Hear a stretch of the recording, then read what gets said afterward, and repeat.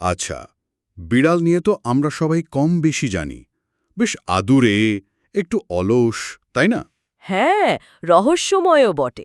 ঠিক, কিন্তু Andrew Burton প্যাটারসনের একটা লেখা আছে দ্য ক্যাট, মানে সেটা পড়লে মনে হয় বিড়ালকে যেন নতুন করে চিনছি। একদম। উনি প্রাণীটার একটা বিলকুল অচেনা দিক তুলে ধরেছেন। আমরা আজ সেটাই দেখব। প্যাটারসন কিভাবে গল্পটা বলেছেন, কিভাবে শব্দ দিয়ে ছবি এঁকেছেন বিড়ালের এই গোপন সত্তাটার, মানে আমাদের চেনা ধারণার বাইরে গিয়ে বিড়াল আসলে কেমন সেটা বোঝার চেষ্টা করব। ঠিক, ওই গল্প বলার ভঙ্গিটাই অসাধারণ। তো প্যাটারসন শুরু করছেন খুব পরিচিত একটা ছবি দিয়ে। দিনের বেলা বাড়ির বিড়ালটা কেমন যেন নিরীহ, তাই না? হ্যাঁ, অলসভাবে ঘুরে বেড়াচ্ছে, আদর টাদর সহ্য করছে মুখ বুঝে। হ্যাঁ, আর ওই যে ঘন্টার পর ঘন্টা ইঁদুরের গর্তের দিকে তাকিয়ে থাকা, দেখে তো মনে হয় বোকা বা হয়তো বড্ড বেশি আরামপ্রিয়। কিন্তু লেখক এখানেই একটা কন্ট্রাস্ট তৈরি করছেন। এই শান্ত ভাবটা, এটা আসলে ঝড়ের আগের শান্ত অবস্থা আর কি। ঠিক, এটা যেন একটা মুখোশ। আসল ব্যাপারটা শুরু হয় কখন? সন্ধ্যায়। একদম, যখন বাড়ির সবাই চা খেতে বসেছে। তখন সে হাজির, তার ভাগের জন্য তৈরি। গড়গড় শব্দ, পায়ে গা ঘষা। হ্যাঁ, আর যদি অতিথি থাকে তাহলে তো কথাই নেই। হ্যাঁ হ্যাঁ, তাদের প্রতি একটু বেশি খাতির। কারণটা তো পরিষ্কার, ভালো খাবার জুটতে পারে। লেখক এই জায়গাটা দারুণভাবে ধরেছেন। আর ওই মুহূর্তটা, যখন অতিথি হয়তো আদর করে বলল আহা বেচারা, কিন্তু খাবারটা দিল না। উফ, বিড়ালটা তখন কি করে?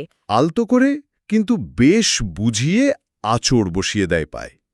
বাড়ির লোক হয়তো ভাবল ও খিদে পেয়েছে। কিন্তু প্যাটারসন যেভাবে দেখিয়েছেন, এটা শুধু খিদে নয়, এটা ওর বিরক্তি, ওর বুদ্ধি, একটা স্টেটমেন্ট আর কি। ঠিক, আর খাবার পাওয়ার পর এমন জায়গায় গিয়ে বসে যেন নাগালের বাইরে।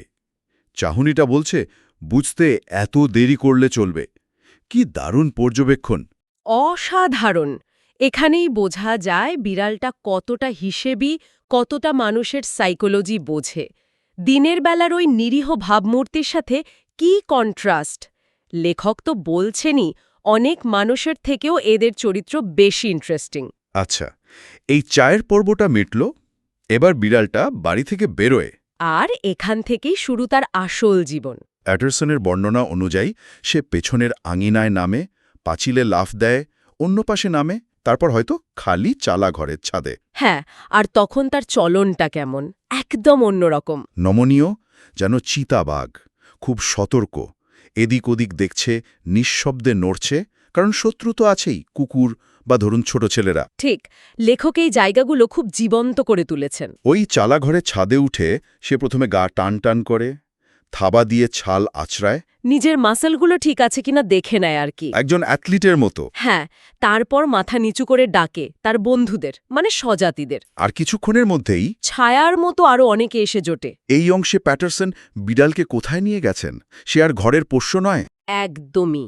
সে তখন একজন ক্রীড়াবিদ, একজন অ্যাক্রোব্যাট, প্রয়োজনে যোদ্ধা। এই রূপান্তরটাই তো আসল। একটু আগেই যে দুধ ভাতের জন্য ঘুরছিল, সে এখন রাতের অভিযাত্রী। লেখক বলছেন ওই পেছনের আঙিনাগুলো তাদের কাছে শিকার ক্ষেত্র। রাজা আর্থারের নাইটদের থেকেও নাকি বেশি দুঃসাহসিক তাদের অভিযান। কি অসাধারণ উপমা! এই বর্ণনার মধ্যে দিয়েই লেখক বিড়ালের ওই গোপন, রোমাঞ্চকর জগৎটা আমাদের চোখের সামনে তুলে ধরছেন। লেখার শেষের দিকে আরও একটা দারুণ পয়েন্ট আছে। কোনটা? ওই জায়গা প্রতি টানের ব্যাপারটা। হ্যাঁ, বিড়াল নাকি মানুষকে ততটা ভালোবাসে না যতটা তার নিজের এলাকাটাকে বাসে, তার চেনা জায়গা, যেখানে তার বন্ধুরা আছে। এটা ওর ওই স্বাধীন সত্তাটাকেই দেখায়, মানে নিজের একটা জগৎ আছে, সেটার প্রতিও অনুগত। ইসেলিয়ে তো পরিবার বাড়ি বদলালেও বিড়ালটার সুযোগ পেলেই পুরনো জায়গায় থেকে যায়। হ্যাঁ, আর নতুন ভাড়াটেদের ওপর নিজের অধিকারটা ঠিক আদায় করে নেয়, নিজের মতো করে বাঁচে।